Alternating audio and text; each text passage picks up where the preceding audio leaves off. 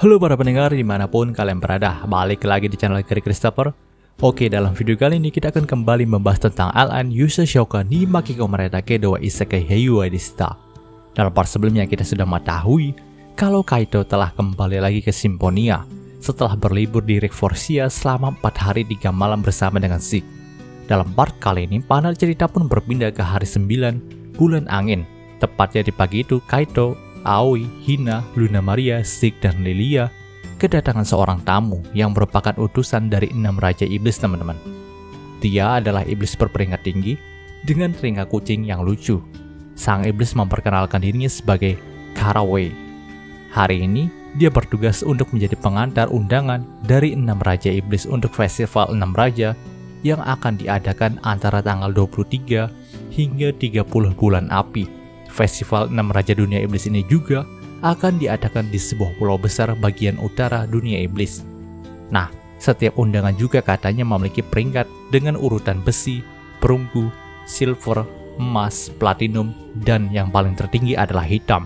Nah, di sini Lilia mendapatkan peringkat platinum, Kaito mendapatkan peringkat hitam, lalu yang lainnya mendapatkan peringkat perunggu. Nah, peringkat undangan itu juga melambangkan beberapa raja dunia iblis yang mengundang mereka dalam festival itu. Misal, Lilia mendapatkan peringkat platinum, itu berarti hanya ada 5 raja dunia iblis saja yang mengundang Lilia, dan kebetulan Lilia tidak diundang sama Maknawal karena dia juga belum ketemu sama sang Raja Naga. Sedangkan Kaito yang mendapatkan peringkat hitam berarti dia diundang oleh seluruh raja dunia iblis. Dalam surat undangan tersebut juga tertulis memorabilia atau istilah umum yang merujuk kepada satu atau beberapa benda yang dapat mengingatkan kepada suatu peristiwa, teman-teman. Dan kalian tentu pasti tahu isi dari memorabilia Kaito dan Lilia itu pasti aneh-aneh. Bahkan di sini dalam memorabilia yang dituliskan sama Alice kepada Kaito dan Lilia, dia menyebutkan kalau pedang suci Excalibur itu mengingatkannya kepada Kaito dan Lilia. Yaps, sungguh hal yang tidak wajar. Oh ya, Karaway juga menjelaskan tentang hak istimewa yang didapatkan oleh masing-masing undangan peringkat tinggi seperti Kaito dan Lilia. Dikatakan kalau Lilia mendapatkan akses ke semua tempat festival itu kecuali ke menara utama. Lalu Lilia juga bebas membeli semua barang dalam festival tersebut secara setengah harga, teman-teman. Tentu hal itu membuat Lilia jadi terkejut sekaligus senang. Bahkan dia juga sampai hampir pingsan karena hal tadi. Tapi pingsannya itu langsung tertunda karena dia ingin melihat apa hak istimewa yang diberikan kepada peringkat hitam seperti Kaito. Karena memang Kasaway juga mengatakan kalau hanya Kaito lah satu-satunya orang yang mendapatkan undangan peringkat tertinggi. Nah, dikatakan Kaito itu mendapatkan hak istimewa buat nginap di kamar suite menara utama. Lalu Kaito juga bisa menikmati semua barang yang ada dalam festival itu secara gratis. Tentu hal itu membuat Kaito jadi tercengang. Bahkan Karaway juga ikut terkejut dengan hak istimewa yang dimiliki sama Kaito.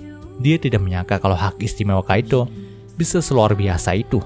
Tapi terlepas dari itu semua, setelah menjalankan tugasnya, Karaway pun hendak pamit kepada semuanya untuk melanjutkan tugasnya lagi. Namun, sebelum dia pergi, Karaway sempat menunduk minta maaf kepada Kaito. Karena memang saat Kaito baru saja hadir dalam dunia ini, Karaway lah yang menggunakan sihir penghambatan pengenalan kepada Kaito, lalu membuatnya tersesat, teman-teman.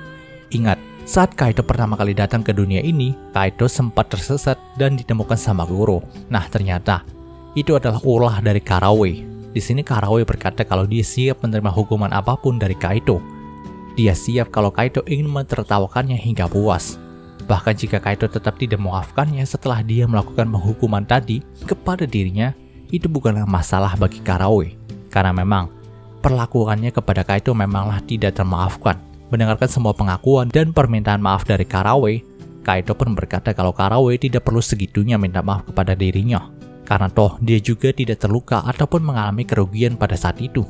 Justru karena hal tadilah, Kaito bisa bertemu dengan Kuro dan menjalani kehidupan menyenangkan dalam dunia ini. Ketika mendengarkan hal tadi membuat Karaway cukup senang nih. Karena memang dirinya sudah dimaafkan. Setelah itu dia pun langsung pergi dari sana. Melihat sikap Kaito yang luar biasa, membuat Lilia berkata kepadanya nih, kalau Kaito seperti biasa menjadi pria yang sangat baik ya. Tentu Kaito pun hanya bisa tersenyum menanggapinya. Nah, seraya dengan undangan yang diantarkan sama Karaway, banyak juga bangsawan di seluruh dunia ini yang memiliki hubungan dengan 6 Raja Dunia Iblis diundang dalam festival tadi juga. Saat itu di Kerajaan Symphonia, ada Raize yang mendapatkan sebuah undangan juga nih. Jujur saja Raize cukup tegang ketika membuka surat undangan tersebut. Walaupun dia sudah berbaikan dengan Kaito, bahkan menjadi teman dari Kaito, tapi tetap saja Raize masih khawatir dengan evaluasi yang diberikan 6 Raja Dunia Iblis kepada dirinya. Ya, dia sudah mencari gara-gara dengan Raja Dunia Bawah, Raja Kematian, dan Raja Dunia saat dirinya memperlakukan Kaito tidak semestinya. Jadi walaupun dia sudah mendapatkan maaf dari Kaito, tapi tetap saja masih ada rasa takut dalam hatinya. Kalau saja mereka masih belum bisa memaafkan Raize gitu. Raize sendiri sih berharap minimal dia itu mendapatkan surat undangan tingkat silver saja, dengan Raja Dunia Bawah sebagai salah satu nama yang mengundangnya. Karena dengan begitu, reputasinya dalam kerajaan ini juga akan aman. Dia pun mengambil pisau kecil lalu membuka surat itu dengan tangan yang sedikit gemetar. Namun, ketika dia membacanya, nafas lega pun dihembuskan oleh Raize karena dia mendapatkan surat undangan tingkat emas. Dan itu artinya ada 4 dari 6 raja yang mengundang Raize ke festival ini. Raize itu diundang oleh Kuro, Lilywood, Isis, dan Shaltir sang Phantasmal King. Yaps, mereka berempatlah yang mengundang Raize. Itu juga menjadi bukti nih kalau reputasinya aman dalam kerajaan ini dan juga di mata para Raja Dunia Iblis. Ini bisa menjadi kesempatannya untuk menebus kesalahan masa lalunya. Dia tidak akan melewatkan kesempatan emas ini. Nah, ternyata nggak hanya surat undangan saja yang diterima sama Raize, tapi dia juga menerima catatan kecil dari Isis yang berisi nih rasa terima kasihnya Isis karena Raize itu memberikan saran baik kepada Kaito. Yaps, karena saran dari Raize lah yang membuat hubungan Kaito dan Isis jadi lancar. Maka dari itu sang Raja Kematian pun mengucapkan rasa terima kasih kepada Raize. Tanpa Raize mungkin saja Kaito akan ragu menjadikan Isis sebagai kekasihnya. Nah, hal itu juga membuat Raize menjadi tidak menyangka sih.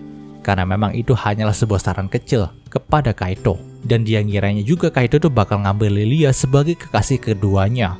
Namun siapa sangka kesalahpahaman di antara dirinya dan Kaito jugalah yang mengembalikan reputasi Raize di mata Isis. Panel cerita pun berpindah ke kerajaan Alcresia. Nah, nampaknya Raja Chris juga mendapatkan surat undangan untuk ke festival 6 Raja Iblis. Dan sama seperti Raize, nampaknya dia berharap mendapatkan surat undangan tingkat silver saja. Karena memang nih, diundang oleh 3 dari 6 raja aja udah cukup untuk menaikkan derajatnya sebagai raja. Namun ternyata dia itu mendapatkan surat undangan tingkat emas juga. Di situ tertulis yang mengundang Chris adalah Kuro, Megiddo, Magnawell, dan Shaltir. Tentu, nama Shaltir sendiri membuat Chris terkejut. Karena memang dia belum pernah berbicara banyak dengan raja tanpa nama. Kalau untuk Kuro sendiri, dia sudah kenal. Begitu juga dengan Magnawell dan Megiddo. Tapi untuk Phantasmal King sendiri, Chris hanya baru melihatnya ketika berada di festival pahlawan yang dulu. Mereka itu hanya berbicara sedikit saja dan itu cuma basa-basi. Dan Chris juga tidak terlalu mengenal tentang makhluk misterius ini. Tapi kenapa dia mengundang Chris juga untuk bergabung dalam festival 6 raja? Nah, ternyata ada sebuah catatan juga dalam surat undangannya Chris. Catatan itu tertulis nih, kalau makan malamnya itu sangat enak, tertanda pengawal Kaito yang cantik. Sontak, hal itu membuat Chris jadi tersentak nih, dan berkeringat dingin. Dia tidak menyangka kalau identitas dari Alice sendiri adalah Phantasmal King. Jadi, saat dia mengundang Kaito dalam kerajaannya, bersama dengan Alice pengawalnya itu, dia itu sedang mengundang Kaito dan Phantasmal King gitu. Untung saja, Chris tidak melakukan kesalahan saat mereka berdua datang. Bahkan Chris membela Kaito dari para bangsawan yang menolak Kaito sebagai tamu kerajaannya. Coba saja waktu itu Chris malah berpihak kepada para bangsawan, maka kepalanya itu udah terpenggal sama Phantasmal King. Dia pun menghela nafas panjang karena keselamatan yang baru dia sadari itu. Panel cerita pun berpindah lagi ke sebelah utara kerajaan Symphonia, tepatnya di sebuah bangunan gereja tempat Fier berada. Nah, pada saat itu Hikari atau Neon sudah ada di sana untuk curhat sama Fier, yaitu sudah menjadi kebiasaan dari Hikari sejak lama. Hanya Fier lah teman sebaya yang paling bisa diajak curhat sama Hikari. Memang, umur mereka sudah berbeda jauh jika gue bilang sebaya gitu. Tapi yang gue maksud sebagai sebaya di sini adalah karena Fier bisa mengerti emosi dan perasaan dari Hikari. Begitu juga dengan sebaliknya, maka dari itu mereka bisa dibilang sebaya secara perasaan saja. Mungkin hubungan Hikari dan Fear sendiri terbentuk karena interaksi mereka di masa lalu. Yaps, di mana Hikari masih menjadi pahlawan bagi manusia dalam dunia Trinia, sedangkan Fear masih menjadi Raja Iblis yang berniat untuk menghancurkan alam manusia, lalu membuat mereka tunduk atas nama Kuromoina. Ya nggak disangka hubungan yang tadinya saling bermusuhan, kini malah berbalik menjadi berteman dekat. Nah, di sini ceritanya Hikari sedang curhat tentang MC kita yaitu Kaito. Nampaknya Kaito dan Hikari sudah lama saling tukar surat, dan sebagai mantan gadis Jepang, Kaito itu terlihat sangat keren di matanya. Maka dari itu dia pun ingin ngajak Kaito buat ngedate bareng. Tapi dia nggak tahu nih gimana caranya ngajak Kaito. Bahkan di sini Hikari juga malah minta Fear untuk ngajak Kaito ngedate atas nama dirinya. Yaps, sungguh hal yang konyol. Bahkan Fear juga geleng-geleng kepala dan berkata nih kenapa dulu dia bisa kalah sama orang sepenakut Hikari ya. Namun yang jelas di sini, Fear itu nampak menyemangati Hikari untuk bisa mengajak Kaito ngedate. Mungkin saja Hikari bisa mengajak Kaito jalan bareng sewaktu di Festival 6 Raja Dunia Iblis nanti. Nah, ketika obrolan mereka sudah mengarah ke sana, Hikari pun terdiam sejenak, lalu mengambil sebuah surat undangan untuk ditujukan kepada Fear. Dalam surat undangan itu juga tertulis kalau Fear diundang oleh Kuro untuk bisa menghadiri Festival 6 Raja Dunia Iblis. Namun di sini, Fear pun menggelengkan kepalanya kepada Hikari. Dia berkata kalau dia tidak bisa menerima surat undangan seperti itu. Hukumannya masih belum berakhir. Bahkan dia sudah lama juga tidak bertemu dengan Kuro. Maka dari itu, dia sangat bingung bagaimana caranya berekspresi jika dia bertemu dengan Kuro lagi. Di sini Hikari pun sedikit mengerti dengan apa yang hendak disampaikan sama Fear. Dia tahu kalau Fear masih belum bisa memaafkan dirinya sendiri atas kesalahan yang dia buat di masa lalu. Tapi itu sudah sangat lama.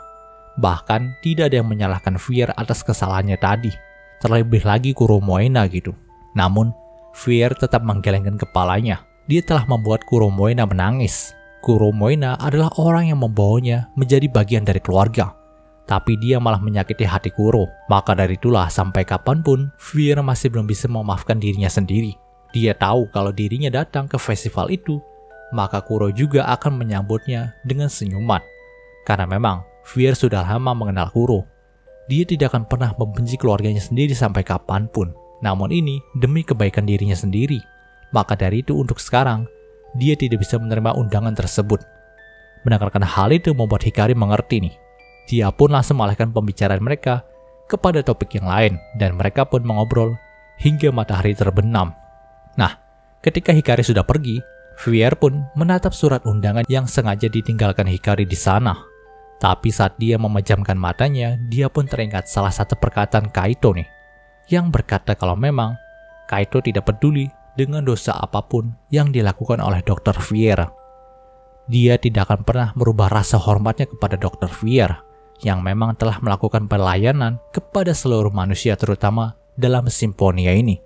Tentu, hal itu membuat Fear jadi tersenyum. Padahal mereka baru saja bertemu, tapi kenapa perkataan Kaito itu nampak bisa merubah dirinya gitu. Dan cerita di part ini pun berakhir. Oke, mungkin sudah pembahasan singkat untuk Yusa Shoukan-nya kali ini. Jika kalian suka video ini, jangan lupa untuk like, komen, dan juga subscribe dan juga share, agar gue lebih semangat lagi dalam membuat video dalam channel ini. Terima kasih telah mendengarkan sampai detik ini. Gue Kiri Christopher, signing off.